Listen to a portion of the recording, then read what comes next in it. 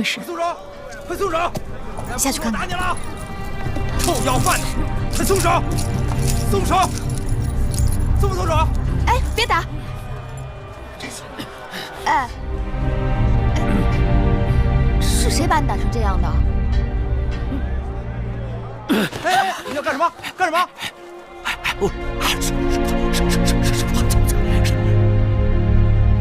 你舌头若不在，岂能说话？如此真好，好。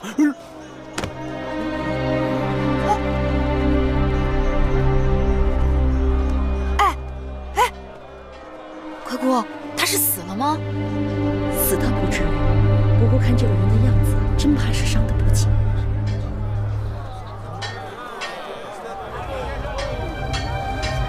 奎姑，我们把他扶上马车。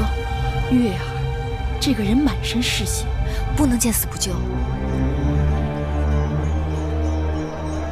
扶养小冉的郑伯那里，我记得有伤药。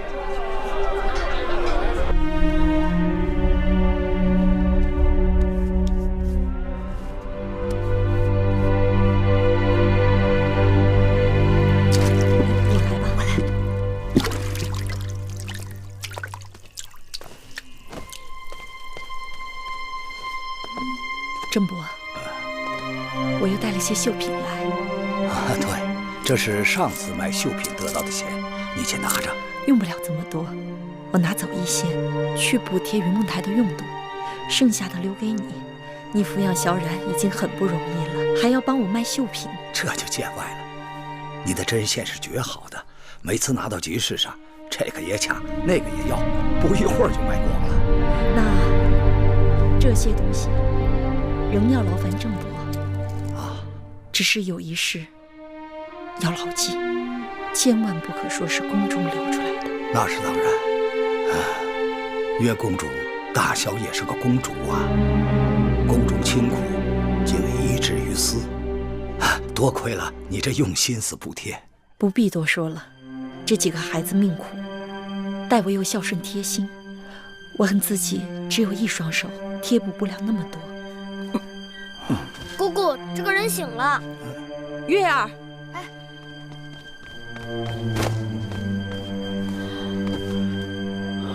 先生是何人？怎么会伤成这样？我这是在哪儿？你们是什么人？我叫芈月，这是奎姑，这是我的弟弟小冉，这是郑伯。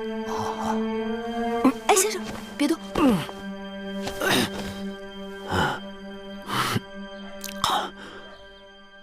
恕在下不能失礼了。不用，不用客气。先生，我们怎么称呼你啊？在下张仪。张仪。两位令尹朝阳门下的门客。朝阳丢了和氏璧，因我衣伤寒酸，应赖我偷盗，百般拷打。谁料到张仪本是个绝世之才，我一块破石头差点丢了性命。和氏璧，就是那个自生泥光，冬如暖炉，夏如冰，能护身辟邪的至宝。你们觉得它是个宝物，在我眼里一文不值。窃钩者诛，窃国者侯。同为偷盗，却有大小之分与礼数之分。都知道朝阳心胸狭窄，为人多疑，触怒了他就如同找死。何况世人都是先敬罗衫后敬人。张子受了委屈，不如在这里暂时栖身养伤。是啊，我张仪身无分文。你看我们像有钱人吗？不过先生的衣裳实在过于褴褛，我和奎姑倒是可以为先生做件新衣。一件衣裳难死了张仪呀！我本打算凭着真本事来打天下，如今我清楚了，大争之事，人心险恶，能随机应变，能屈能弯，方有胜算。老天有眼，还给我留了一条3寸不烂之舌，凭它今后我一定说出个天下，说出个天下。姑姑，这个人大约是被打傻了，坏了脑子，所以他才比别人更可怜。月儿，时辰不早了，咱们也该回宫了。好。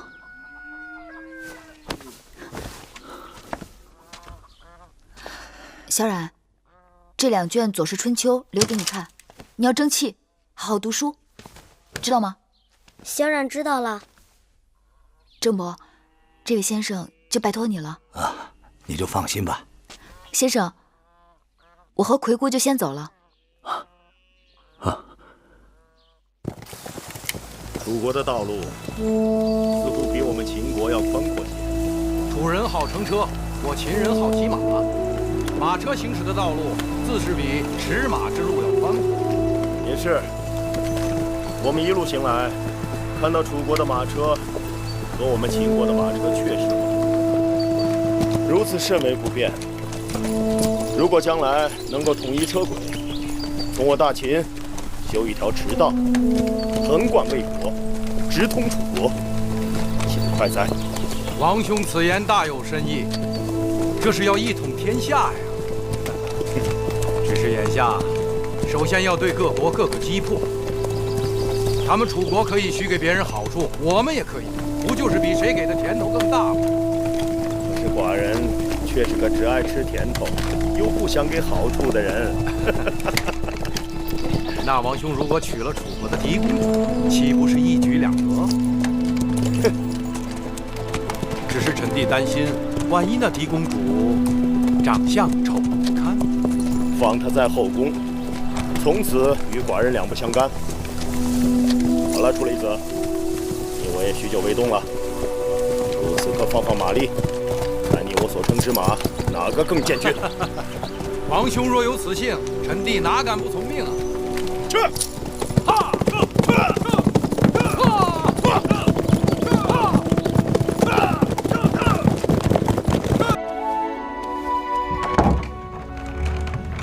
月儿，姐姐，来。3月后是宫中的祭祀大典，那件用作少司命祭舞的礼服就快做好了。我纠缠母后多日，她才允诺我可以去宫外的织坊看看那件礼服的模样。你与我一同前去，等过几日礼服做好了再看，岂不更好？谁真想看那礼服的模样了？自从被蛇咬了，日日关在屋子里养伤，闷都快闷死了，就想出去透透气。那说起来，织坊仍是无趣。若要透气，还不如去织坊边上的东市，那里稀罕东西可多了。话是这么说，但母后能让我出宫已实属不易，而且她特别叮嘱，说近日郢都不大太平。出什么事了？一些越人故意滋事，越人最记仇了。父王伐越时杀了他们的越王吴江，其移民四散各地。这2年，他们又出现在郢都，屡屡滋扰生事，很令人头疼。你我哪有那么好的运气？一出门就碰上越人，何况月儿的鞭子也不是吃素的。那就算没有越人作怪，母后派了那么多人跟随，想去东市，恐怕很难。这有何难？只要姐姐让绿萝去准备2身寻常女子的衣裳就行了。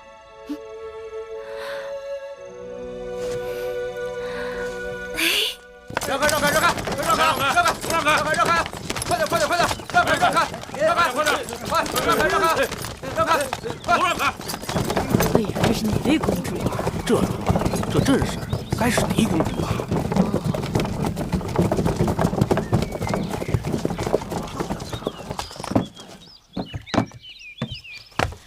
姐姐，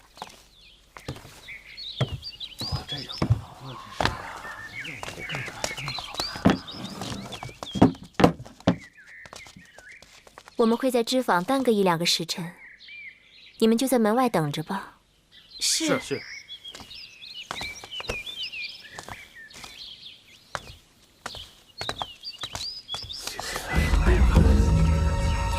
，2个还都是美人呢。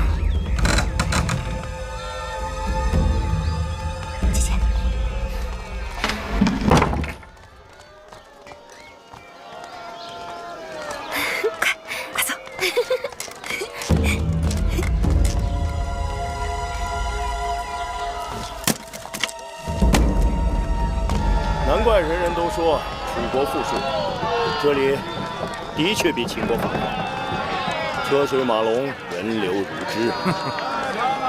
这里人太多了，摩肩接踵。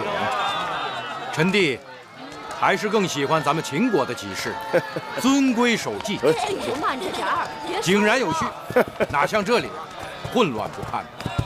说的也是。哎，都来看一看了啊！不过呀，做生意还是人多了好。哎，说起生意一事，臣弟已为王兄打听到楚国狄公主的确切消息。说来听听。那狄公主名叫芈姝，据说贤淑端庄，是诸国狄公主当中难得的美人啊。看来寡人运气不错。不过这秦楚联姻，还需要相宜之人搭线才能成功。王兄说的是，数年前我与上官大夫靳尚曾在魏国相遇，也算是旧日好友。此人野心勃勃，又诛求无厌，不妨先用他做庄买卖。大白兔，这是看过兔子吧？兔子啊，看着是秃子套，是吧？啊，咱往前再看。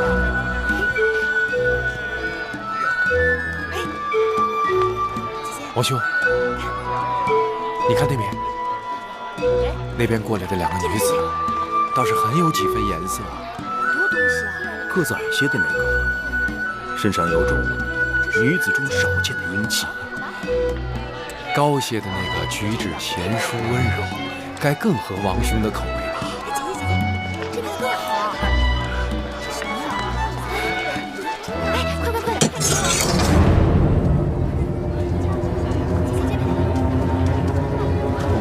看书简，给我看看。姐姐，你看，这书简上抄录的，我觉得应该是。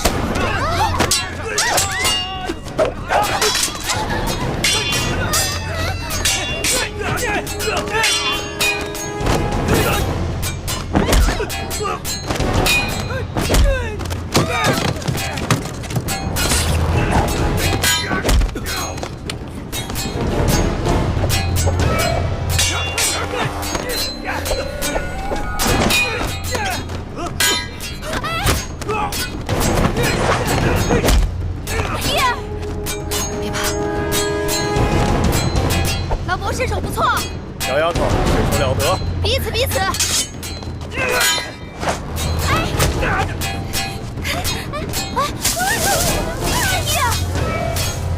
快扔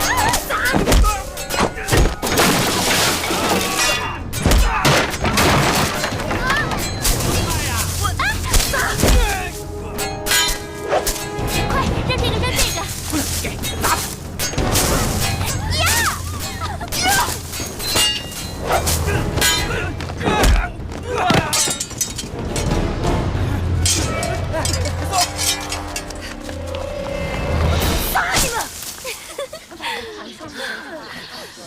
谢老伯施之援手，老伯是老伯是秦国的商人。秦国？嗯，秦国很远呢，来楚国干嘛？相亲。先啊，这边，捡起来。好汉急公好义，受小女子一拜。哎，贵人不必多礼。你们两人没有受惊吓吧？没有。哦，那就好。刚才那几个想要杀你们的人，短发纹身，像是越人。你们两个弱女子，怎么会招惹了他们？谁招惹他们了？是他们自己杀上门来的。越人虽然好斗，但从来不随意伤害别人。是我们的先王杀了他们的大王。那也没有道理啊，除非你们是楚国的王子。你受伤了，兄长。没事，区小伤，不算什么。都流血了。我等遭遇无妄之灾，连累先生受伤了，舒儿于心不忍。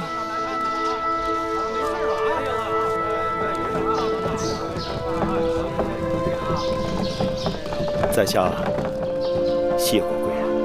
不必多礼。何人在此私斗？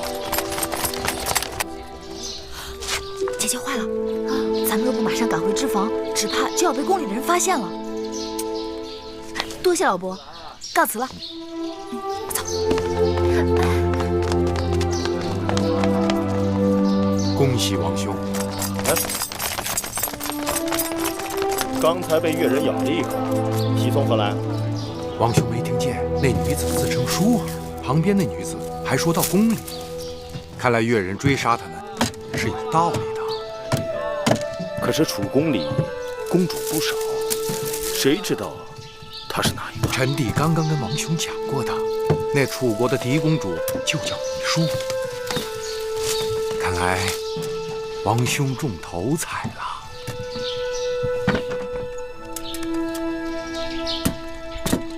今日还好有惊无险，我还是第一次拿菜叶子砸人呢。公主当时若是有半点差池，绿萝可就活不成了。都说了有惊无险了，不必大惊小怪的。这事要是让魏后知道了，绿萝还是活不成。哎呦，放心，此事只有你我月儿知道，你就好好的活着吧。绿萝都快被吓死了，公主却满脸喜气，好像捡了宝贝。你可知何为福兮祸兮？好啦，去给我们烹茶吧。是。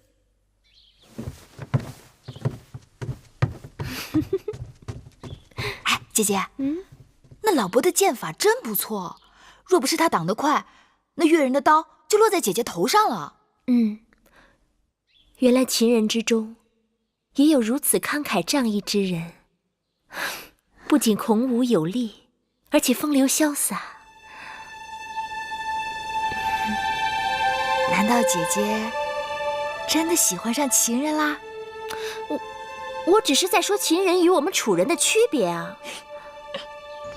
再说了，我们楚人当中也有出色的男子啊，不仅风度翩翩，还玉树临风。就像谁啊？怎么不说了？不像谁？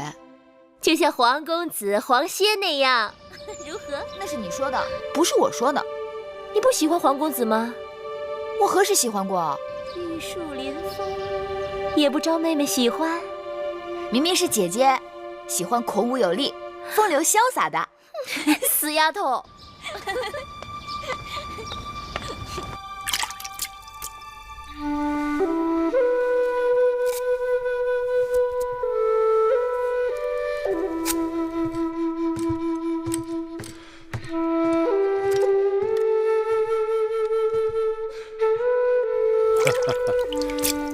臣弟之前经常劝大王要打理须发，王兄都懒得理会。今日一个小丫头叫了一声老伯，王兄回来就忙着修剪胡子。你说，寡人真的有那么老吗？王兄一把络腮胡子，威风神武。只是这楚人华而不实，连男人都讲究修饰。大王的须发，在我秦人看来是相貌堂堂，只怕会吓到那些楚国的小丫头们。依寡人看，楚国的男子都缺乏血性，他们不以健壮为美，却以削瘦为美；不以弓马为荣，却以师父为荣；不以军功为尊，却以亲族为尊。将来秦楚开战，楚国必输无疑。禀报大王，何事？刚刚得到探子来报，眼下诸国均派使臣以联姻的名义前往楚国，他们企图在郢都会盟，共同对付我们大秦。哼，真的吗？你们都下去吧。是。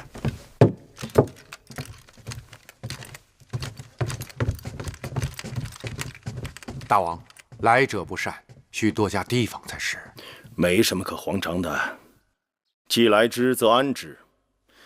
寡人还要多住几日，想办法多得到一些楚国的文化典籍、刺绣、养蚕等书。除此之外，还要招揽楚国的英雄贤士，娶到楚国的嫡公主。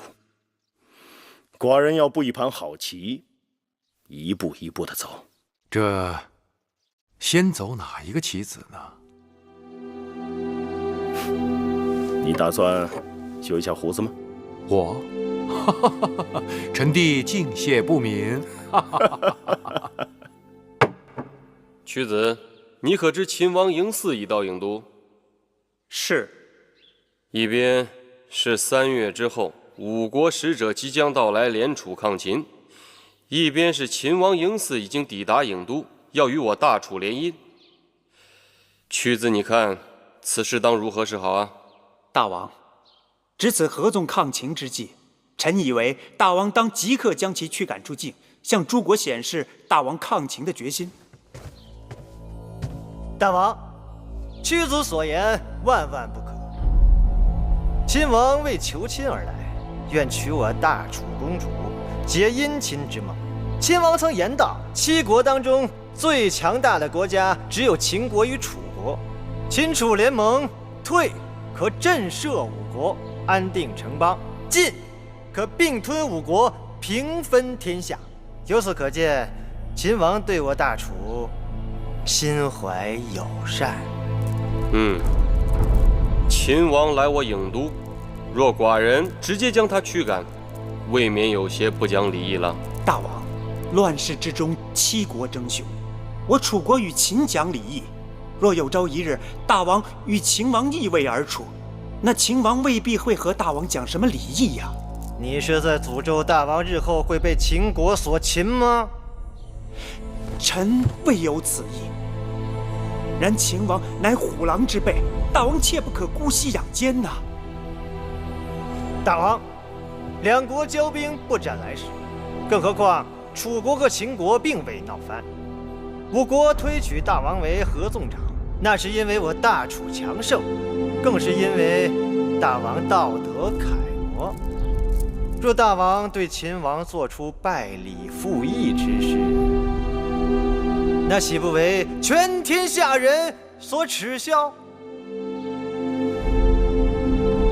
如今是争雄之势，礼位之崩，乐位之坏，众人都不讲礼义诚信，然我大楚一直礼义为先，驱赶秦王夷人口实，是寡人平日所不取的。大王，3个月后5国使臣将至郢都，此事皆是据闻。秦王就在郢都，自然不会不知晓楚国欲与5国立合纵之盟，而这一联盟将大大不利于秦国。秦王此来，必是期与大王连横，破坏6国合纵啊！这……大王，在合纵盟约定成之前，多一事不如少一事。大王若会见秦王，无论结局如何，都会引起5国使臣的猜测。也许，这也正是秦王想要达到的目的。大王，秦王也是一国之君，乘意而至，大王若不见他，于情于理都说不过去吧？大王若觉为难，臣有一字可应对秦王。何字？托。托？大王既不说要见秦王，亦不说不见秦王，只言身体不适，事务繁忙。若稍有闲暇，必与秦王杯酒言欢。那要拖到几时？拖一时算一时。若能拖到楚国与5国结盟已定，秦王听闻必将遁走。倘若再厚着脸皮求见大王，其生死荣辱，均已操于大王之手。众卿看呢？这个主意好。大王，臣以为还是不见得好，省得麻烦。大王，臣也认为眼下也只能这样了。善，那寡人就依屈子所言，拖他一拖。大王，楚王推脱身体不适，避而不见。什么身体不适？明明是托辞。那就用不着跟他多费口舌，定是有人给他定下了计谋。世间之物，多不可强取，但可迂回。寡人想，那朝堂之上并非铜墙铁壁，你不妨与你的老友靳尚再多走动些。臣弟已赠予他财物，那靳尚过贪是典型的小人之才，给他好处向来是有一报才还一报。这种人正合寡人之意。靳尚向来自负，善于钻营和游说，气量狭小，睚眦必报，有着与其才华不相称的勃勃野心。寡人不怕他贪，就怕他不贪。给他一颗大大的鱼饵，让他为寡人钓上楚国最大的鱼。此外，寡人要娶楚国的嫡公主。那俗话讲，强拧的瓜不甜，寡人求的是瓜熟蒂落。上次东市偶遇，可谓天作之合。你不妨去告诉靳尚，让他多留意那边的动静。是。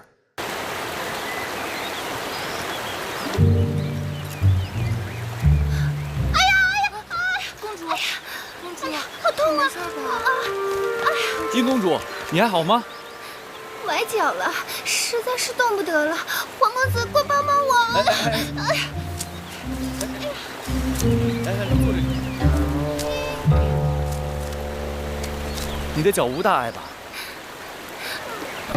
还是想那么紧，动不得了。殷公主。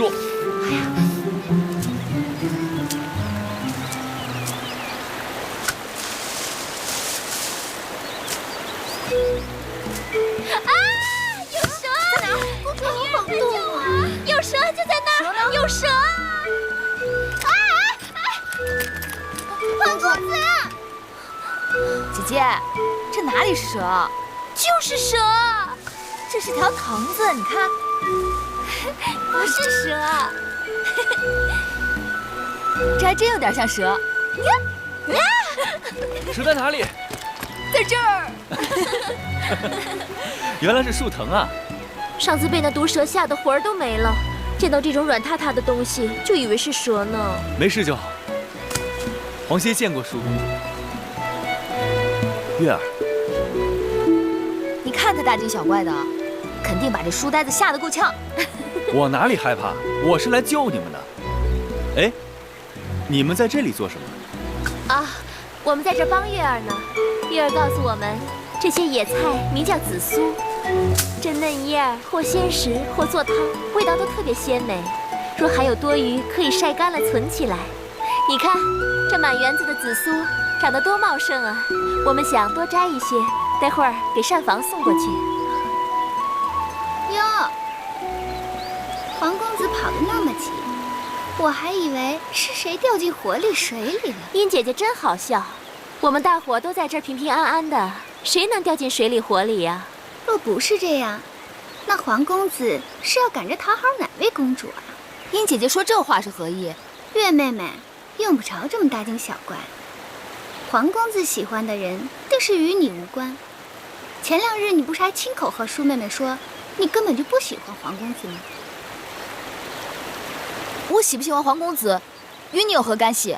你若对他无意，就应当以实相告，免得黄公子云里雾里的巴望着。月儿，他的话可当真？子歇不信。黄公子，不妨问问别人。舒妹妹可以作证。你用不着费事了。我是说过，又怎么样？月妹妹，等等我！哎呀，你小心啊！月妹妹，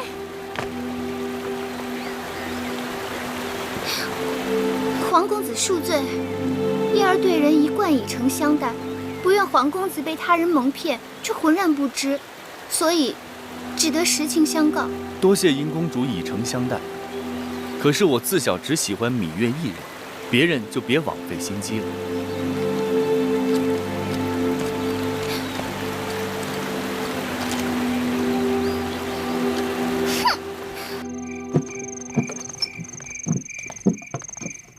靳尚何德何能，让仁兄如此厚爱呀？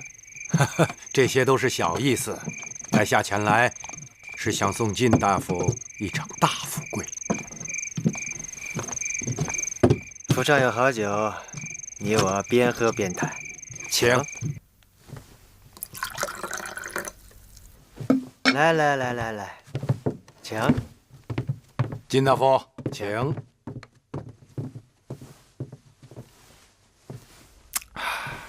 靳大夫府中处处清雅，低调内敛，与楚国其他府地的奢华张扬相比，显得清雅不凡。嗨，公子您说笑了。靳上虽然也出自芈姓，但远不如昭景区三族。哦，怎会如此？我在秦国就听说靳大夫是楚国难得的人才，怎么会玉璧蒙尘呢？唉，生不逢时啊！朝堂之上，唯有屈原等人蛊惑大王，大王又格外信任屈原，言听计从。惭愧呀！即便如此，在下以为大夫之才如追在囊中，只缺一个机会而已。不知这个机会何时能来？机会就在眼前，但要靠大夫自取。哦，愿闻其详。我秦国一心要与楚国交好，但你们大王因屈子等人劝诱，犹豫不决。如果大夫能成全此事，那今后满朝文武，谁人不对你刮目相看呢？当然了，嫩猪出土要靠春雨相助。听说那南后宠冠后宫，又一向与靳大夫交好，何不让他帮个忙啊？听公子及一席话，茅塞顿开。多谢提点。来，请。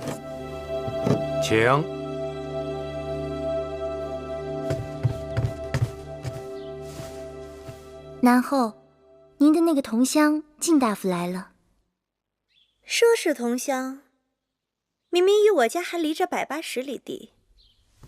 不过在这宫里也算亲的了，让他进来吧。是。上官大夫靳上拜见南后。赐座。谢南后。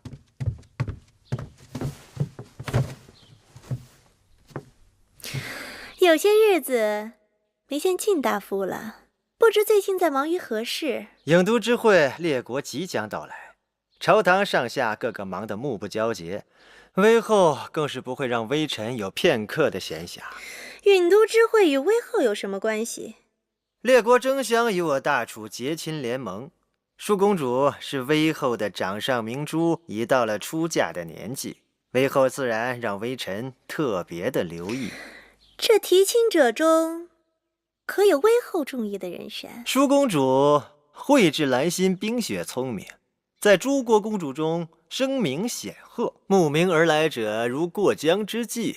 但在微后眼中，恐怕只有赵国国君赵侯雍一人。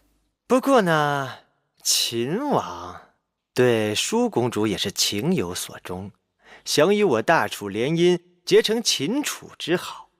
秦王还特意让微臣给南后带来了一份厚礼，还请南后笑纳。秦国那穷乡僻壤之地，能有什么好东西孝敬我呀？呈上来。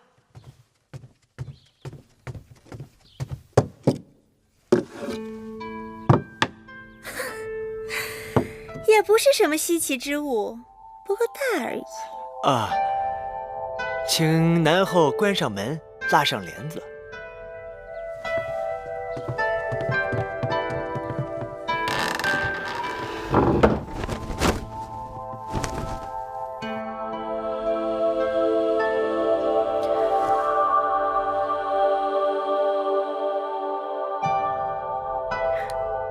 这究竟是何物？竟如此稀奇！这就是在西域名声大噪的夜明珠。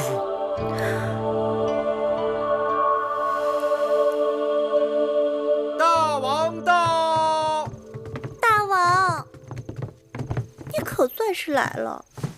怎么，爱妃才1日不见寡人，就急不可耐了？大王1日不来，这殿中少了王者的气息，臣妾是坐立不安的。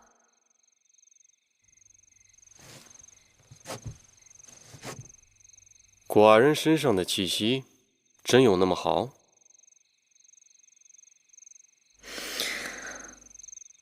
臣妾只要闻到大王身上的味道，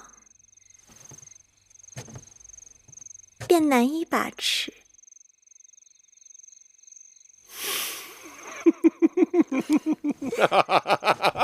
奇女子，大王莫急，臣妾给你看一样稀奇的东西。难道在这世上还有比爱妃你更稀奇的东西？真坏，大王请。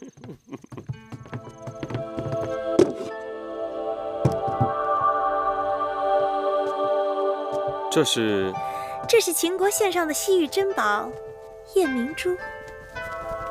好东西，果然是个好东西。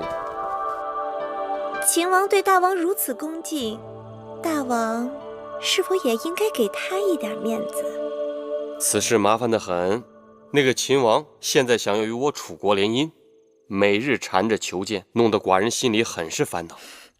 这还不简单吗？楚国公主多的是，随便指派一个给他便是了。眼下我楚国正要与其他5国结盟来对付秦国，这个时候我怎能与秦王联姻呢？更何况这个秦王指定要娶的还是我楚国的嫡公主。唉，这可就难了。嫡公主只有一个，既然5国要和楚国联盟，嫡公主看来只能嫁给他们了。不过秦国也是大国，怎能随意开罪呢？是啊，现在最好就是有什么办法可以让那个秦王知难而退。臣妾倒是有一个办法，不知可否？什么办法？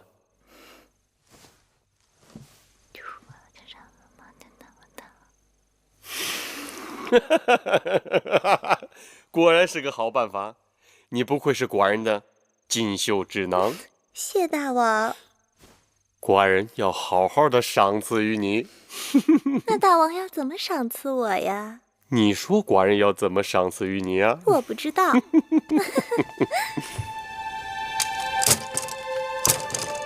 姐姐先来。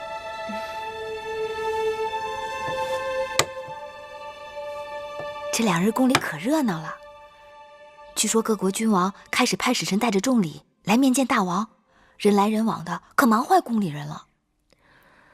他们进宫说的是面见大王，可心里不定打的什么主意呢。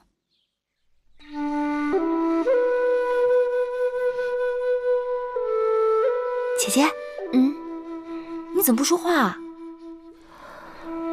他们打的什么主意啊？姐姐说呢？我不明白。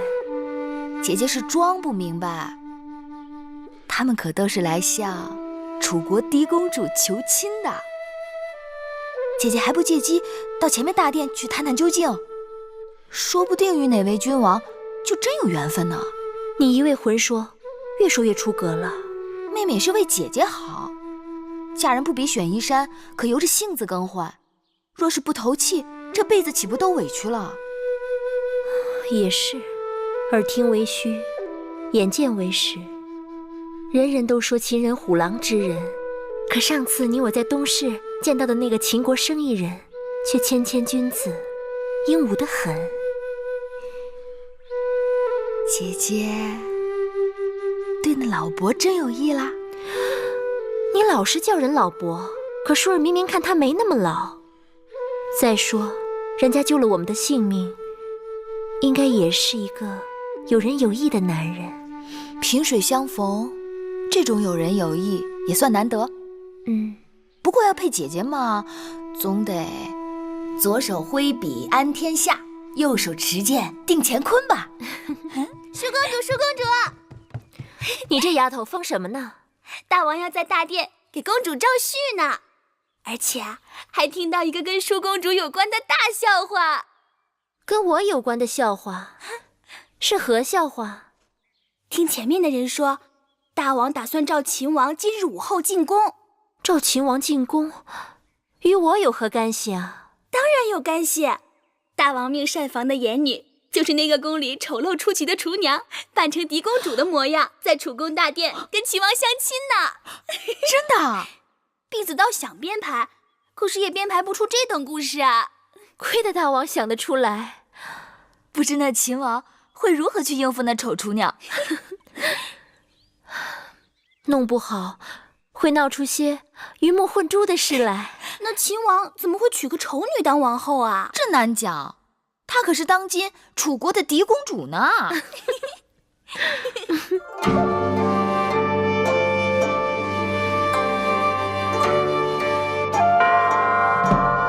王，请。楚王，请。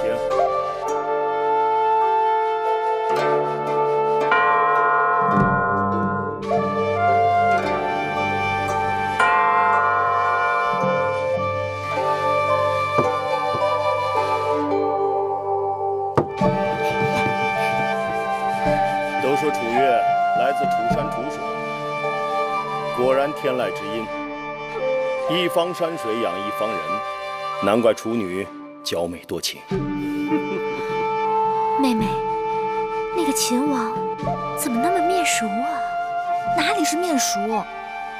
他明明就是那个搭救你我的秦国生意人。为了楚秦联姻，秦王千里迢迢来我郢都，足以表明诚意。只是这婚姻全凭缘分，不知舍妹与秦王是否有缘呢？久闻楚国狄公主兰心蕙质，花容月貌，嬴驷倾慕已久。今日舍妹恰巧在宫中，秦王若不嫌弃，寡人把她唤来一见可好？嬴驷三生有幸，愿一睹狄公主风采。请舒公主来。是。楚王，请。秦王，请。他说他是来相亲的，原来是来相你的。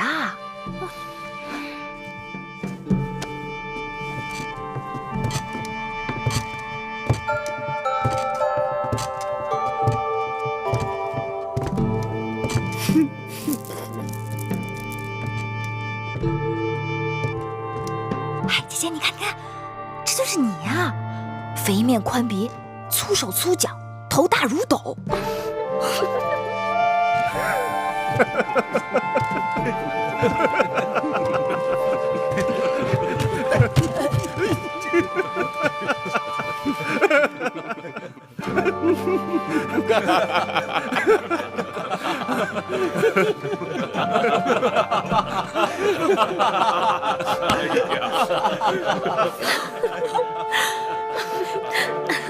你看，他胖的都没下巴了。姐姐，这可是你呀！讨厌！楚国狄公主芈姝拜见大王。秦王。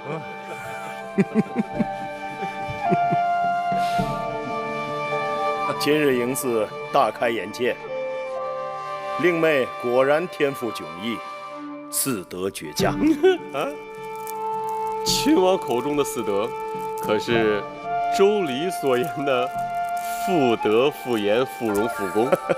舍妹淑儿自幼在宫中悉心教养，四德自然是不会差的。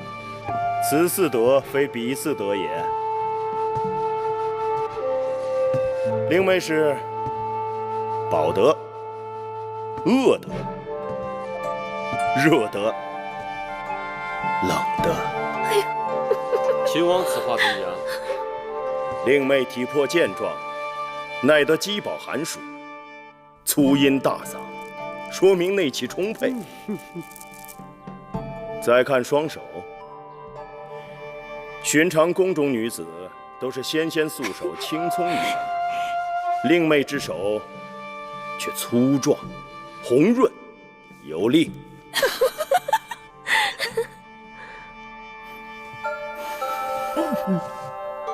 这气味，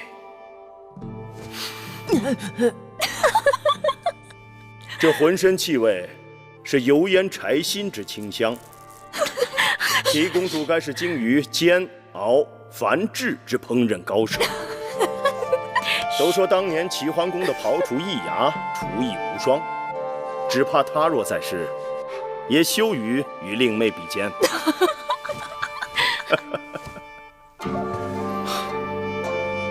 秦王真是说笑了，淑儿先下去吧。是。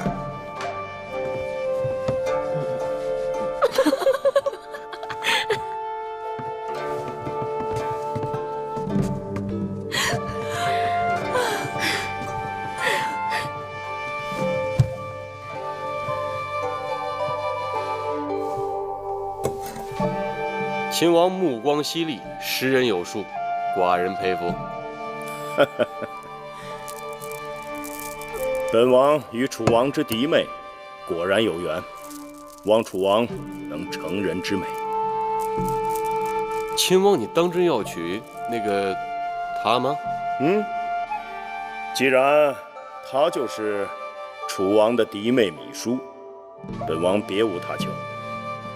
这大殿之上，君子一言可不能反悔啊！那是自然。本王要娶的就是楚国嫡公主芈姝。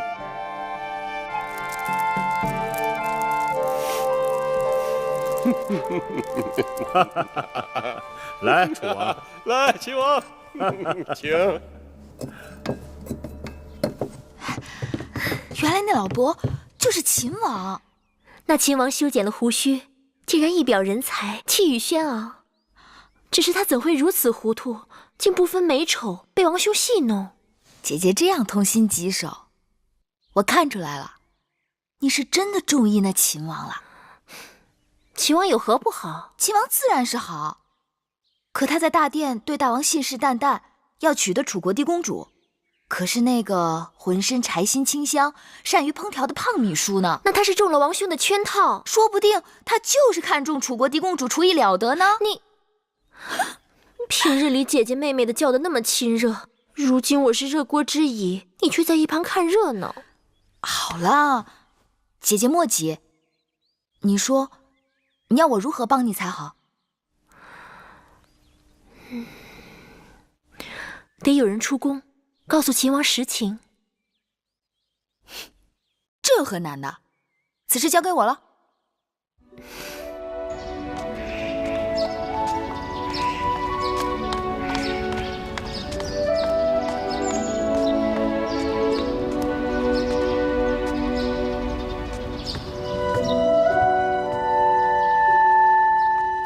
子歇，哎，子歇，你要去哪儿啊？我不去哪儿。既然你不去哪儿，正好给我帮个忙。你那样厌烦我，为何还要来找我？你这个呆子！我找你，就是因为我有了麻烦，要找你帮忙。听不明白。你是君子，假如不是因为与我赌气，你怎会不明白？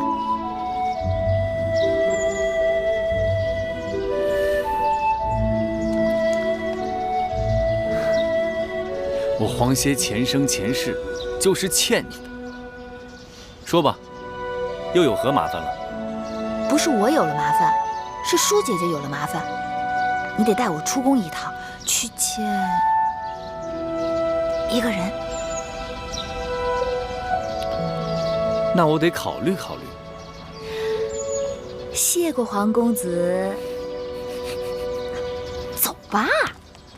这策论十分要紧，劳烦你带我去面见大王。大王忙碌天下之事，哪有功夫看你的东西？这策论就是天下之事。走，不可以貌取人，要么代为转交，不可对读书人无礼。你们快就快在不读。走。张子，你的伤还未好，怎么就跑到这儿来了？张毅一肚子历史谋略，无奈世人有眼无珠啊！哼，张子若有文章策论，子歇愿为转之。张子，这是皇公子黄歇，太子陪读；这是张子，曾为令尹朝阳的门客。不，朝阳不提也罢。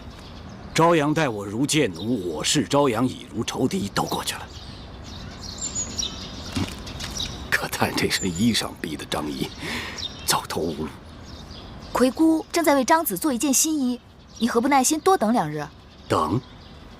我张仪年庚已过40，一事无成，度日如年。黄公子，那就拜托了。我和月儿正好要去见秦王，若是张子不嫌，可一同前往。对啊，你的锦绣文章也可以让秦王看看。不可，行医看病讲究对症下药，在下的文章是专门写给楚王的，对秦王没有用。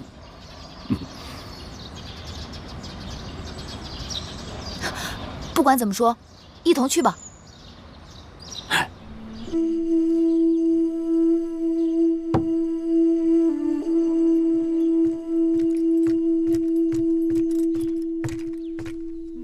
王兄，咸阳送来大良造公孙衍的急信。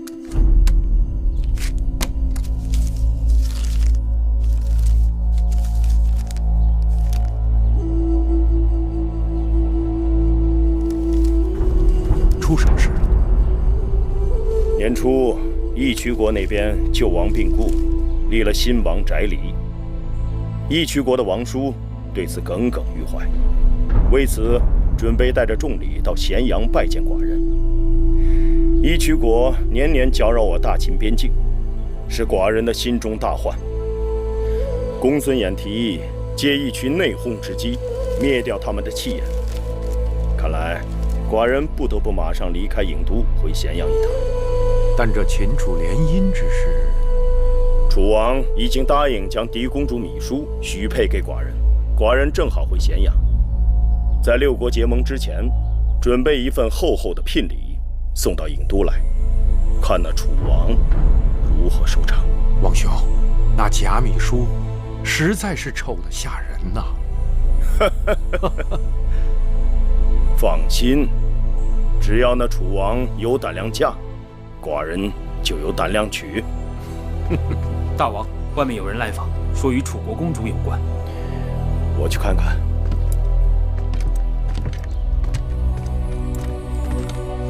小丫头，怎么找老伯找到这里来了？庶民曰眼拙，竟不知那日的救命恩人就是秦国大王。不必多礼，贵人们无恙便好。老伯修过胡子，以真面目示人，果真一点都不显老。啊，这是黄公子黄歇，这是张子张仪。大王，大王，屈子高徒，太子伴读，本王久仰大名。大王客气，虽是初见大王，但秦王之名天下皆知，一代雄杰，黄歇佩服。秦国自商君变法以来，国势日彰，诚邀天下士子入我咸阳，共谋天下。那屈子名动九州，寡人正思量，若诚邀屈子，不知他是否肯屈尊入秦。楚国乃屈子之父母之邦，恐怕师父不忍背弃。不错，如今楚国势强，屈子身为左徒，深受楚王信任，力图在楚国变法，前途无量，何必千里迢迢远去秦国？然世事盛极必衰，如今楚国朝堂之上，极恨屈子的大有人在，拥护变法者甚寡。更何况楚王为人优柔寡断，只怕一日翻脸，屈子便朝不保夕。身为旷世之才，屈子难道甘心在庸君手下做一个庸臣？男儿生于天地之间，自当纵横天下。若是一举能动诸侯，一言能平天下，岂不快哉？秦王对我楚国宫中之事仅知一二，就此推论，恐怕有所偏失。寡人知道，秦国能给屈子的，楚国也都能给屈子。但寡人今日会给屈子2个字，是楚国一世都给不了的。敢问是哪2个字？请黄公子转告屈子，那2个字是痛快。楚国绝对不能给屈子痛快。哼，小丫头，你说寡人的话对还是不对？对，也不对。怎么讲？说给别人或许是对，但说给屈子，那便是不对。玉儿说的对，大王让黄歇转告屈子2个字，只怕屈子亦要还大王一字。何字？忠。子不忠父，乃为逆子；臣不忠君，终为二臣。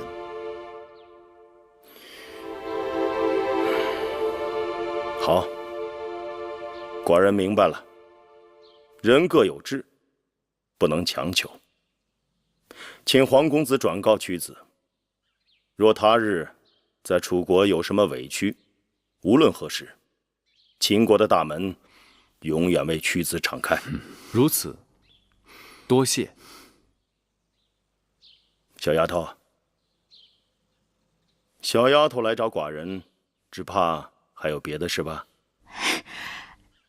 玉儿受人之托来告知秦王，那日入宫相亲，所见狄公主芈姝，并非真芈姝。何人托你来传话的？秦王该是心里有数。那他为何不亲自前来告知？身份尊贵，岂能随意与陌生男子相会？上次寡人受人恩惠，一直想将他物归原主，但不得时机。不知小丫头可否帮忙？秦王放心，我定会让这块方巾物归旧主。好，无事，那我们先告辞了。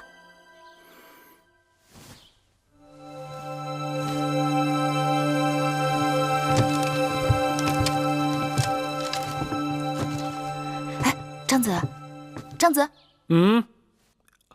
不与我们一同走吗？我可以走，但只怕我这一走，有人会错过一个人才，错失一次良机，那事情可就大了。所以，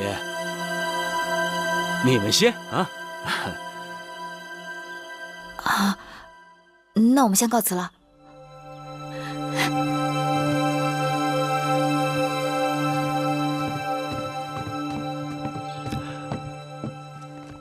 唉，张子为何事而愁？为何事而愁？眼看着一桩好事就要付之东流，我当然发愁了。张子此话何意？秦王雄才大略，眼下楚国打算和5国结盟，秦国又想和楚国连横，这狄公主芈姝的婚事，于是就成了5国与秦王之间的赌注。但是我只怕秦楚联姻之事难遂秦王之心愿呐。你看，屈子虽为贤臣，但明珠暗投，楚王好色，晋上奸佞，昭阳刚愎自用，再加上后宫威后弄权，郑袖贪婪，这连横之事只怕凶多吉少啊。张子此言众所周知。是，这些众所周知，但大家并不知道，那狄公主倾心的是秦王。只要秦楚能够联姻，秦王能娶了狄公主芈姝，这5国结盟不攻自破。张子此话，寡人早已明白。秦王心中虽明白，但也束手无策吧。要不然来了楚国这么久，为何拖着迟迟不见你？拖在这客栈，又为何给你弄了个假公主啊？这一切都说明其中有蹊跷。但是秦王你人生地不熟，没有一个人替你疏通阻塞、铺路搭桥，对不对？此话倒是不假。我愿意做这个人，我张仪愿意促成秦楚联姻，促成大王抱得美人归。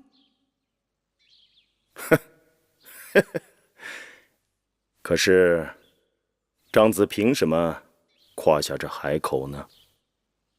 凭什么？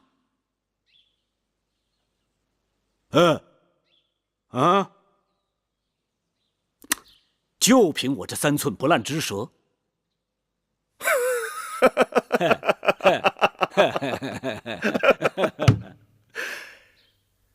寡人看得出张子手头拮据，给你20斤，去自谋生路吧。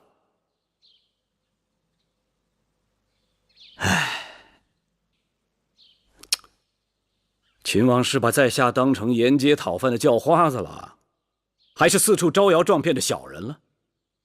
啊，20斤，200斤，2000斤又如何？我张仪服的是贤君明主，图的是江山社稷，再多的钱财在我张仪眼中都视如粪土。唉，可惜啊，这点不是人人都能懂的。告辞了。等等，既然张子志向高远，那好，寡人就与你2月为期，看看张子的本事。2月就2月，2月之后，我让你看看张仪是如何让5国郢都会盟之事化为泡影。好。哎。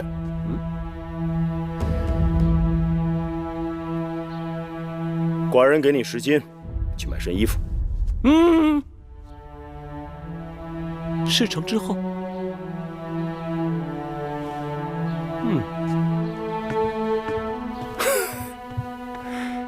有意思。那秦王气度纵横开河，气贯长虹，若能与他做天下之争，也算是平生一快。那张子自叹怀才不遇，可为何见了秦王，却根本不提这策论之事？张子不是说了吗？这策论是专为楚王而写，与秦王无用。把包袱拿来。干什么？我要看看张子的策论中究竟写了些什么。不妥，此举非君子所为。你是君子，我不是。拿来。玉儿当然也是君子了。唯女子与小人难养也。给我。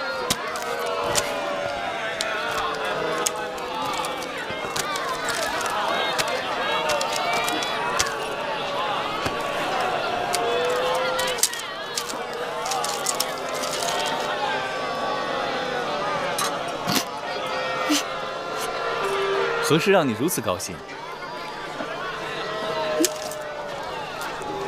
玉女论：君子于玉比德焉，帝王于玉女比美人焉。天下美女风情各异，有眉如翠羽，肌如白雪者，有腰如束素，齿如含贝者。这个张子简直不堪。有何不堪？窈窕淑女，君子好逑嘛。给我吧。哎，你真要把这东西转交给楚王？当然了，受人之托，忠人之事嘛。这种奇谈怪论，不知楚王看了会说些什么？妹妹，你见到秦王了吗？自然见到了。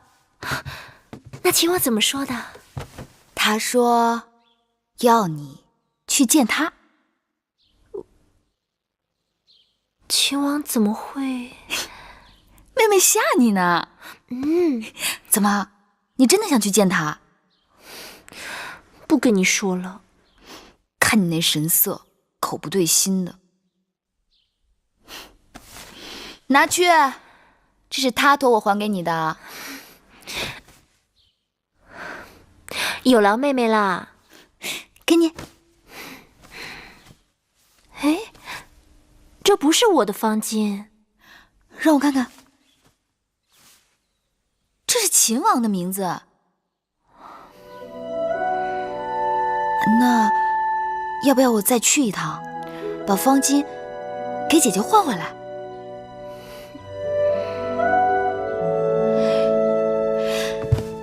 说是郎有情，妾有意啦？人是你去见的，方巾是你拿回来的，你要再这样，我去找母后评理。评理我倒是不怕，左右不过是一顿打罢了。只是可惜了这一桩好姻缘啦。那这方巾我不要了。不要了？不要？那我也不要了，我扔了。我扔了。嘿，姐姐。可惜了谁的好姻缘呐？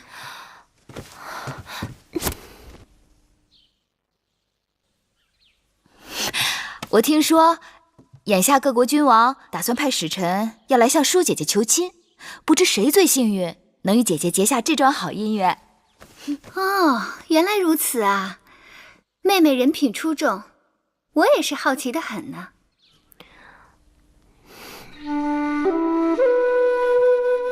魁国，张仪从出生到今日，也穿了不少件衣裳，可唯有这件衣裳，张仪将铭记一生。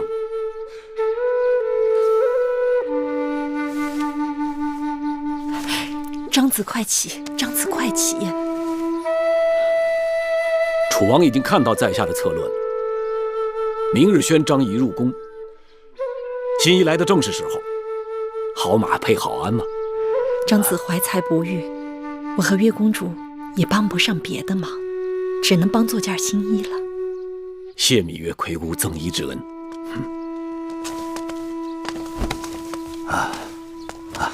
回来了。哎，小冉，你怎么愁眉苦脸的？小冉今日怎么一声不吭的？是何人得罪了我们小冉？哎，今日带小冉到东门集市卖姑姑的女工，小冉看中了一把小宝剑，竟要价10金呐！什么宝剑？怎么会这么贵？那宝剑刃如秋霜，真的很好。姑姑不知，前几日老朽给小冉请了个师傅，教他几手刀剑功夫。这师傅啊，夸小冉天分难得，是将帅之才，所以啊，小冉一心想要把合手的宝剑。咱们云梦台入不敷出，捉襟见肘，小冉再等2日，魁姑和你姐姐去想办法。哎，魁姑，何苦为区区10金犯愁啊？张仪为你筹划便是。你有10金？暂且没有。明日入宫见过楚王，张仪便有了。10金太少，100金如何？好了，张子，且不说你眼下如此潦倒，谈论100金如同痴人说梦。就算你日后有了，也与我们无关。说100金就100金，明日午后，一言为定。昨日夏至，这宫中的蚊蝇更多了，也不知这几日大王睡得是否安稳。听说大王新得一夜明珠，放在宫中清凉如水，夜如白昼，100步之内蚊虫避之不及。我还从未听过世上竟有如此宝物。据说那夜明珠就放在南后的兰柜台。哦，真有此物。你带人去兰柜台，就说我要借过来看看新鲜。是。站住！怎么又是你啊？在下张仪。啊，张子，大王已等你多时，请。哼。不管什么好东西，他都要来跟我抢，那是秦王献给我的，我不给又如何？魏后那边的玳瑁姑姑说是借用。哼，借？珍宝到了魏后手里还有还的日子吗？可那玳瑁就在外面等着，此事总不能僵着，不如先借给他，等过后让大王出面再要回来。拿走。是。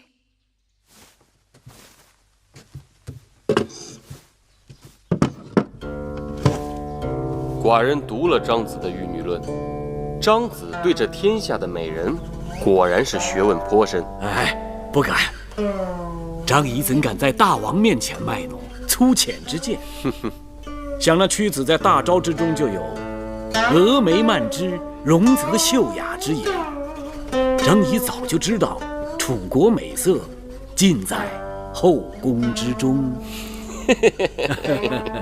哎，不过大王，这列国之美人，大王是否都曾见过？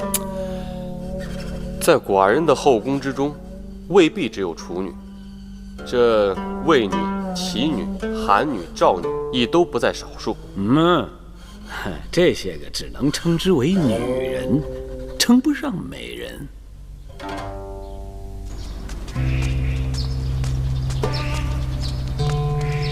拜见南后。大王呢？正在殿中召见张子。张子？哪个张子？啊，张仪，给大王献上了《玉女论》，颇得大王的欢心。开门。是。先生所指的美人是？美人，美人如四季花色，梅令人高洁，兰令人幽怨，菊令人淡雅，海棠令人惊艳。张仪以为齐女多情，楚女窈窕，燕女雍容，韩女清丽，赵女娇柔，魏女美艳，秦女英气，如百花若百宝，争奇斗艳，各有妙处，不一而足。妙哉，妙哉！先生对美女的这番言论，实在是寡人闻所未闻，生平仅见。那以先生之意，寡人如何才能博采深意，体味这美人的妙处呢？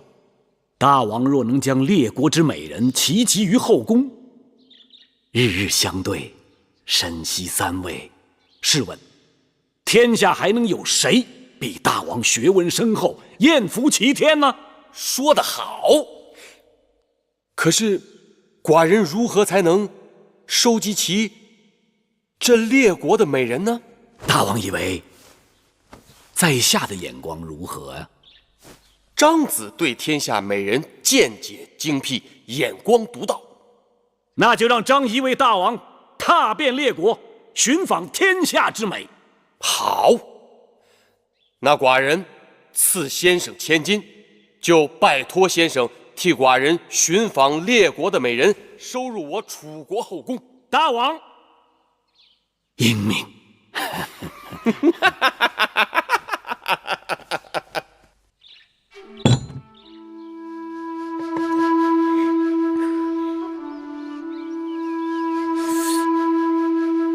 张子不容易，这百金说什么我们都不能收。百金是我张仪的承诺，一谢月公主搭救之恩，二谢魁姑新衣之劳。我们救张子也算是缘分，谈不上恩情。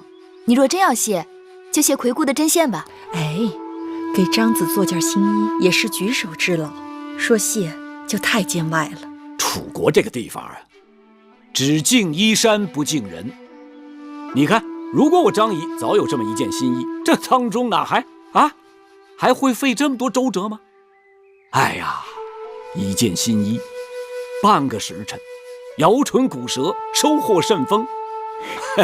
我张仪阔了，小冉也有了买宝剑之金，你们手头还可以宽裕一些吗？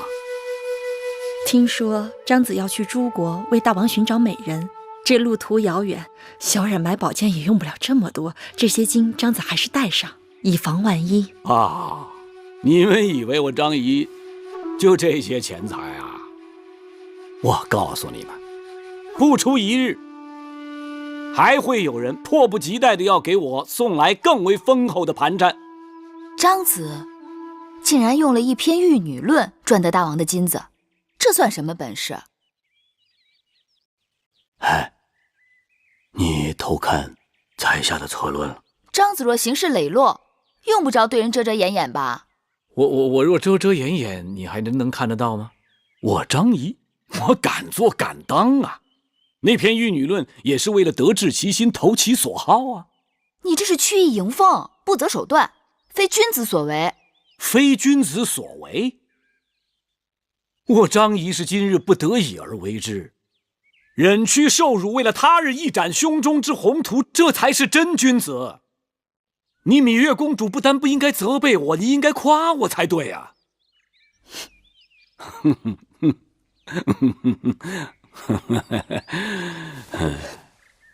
收下吧。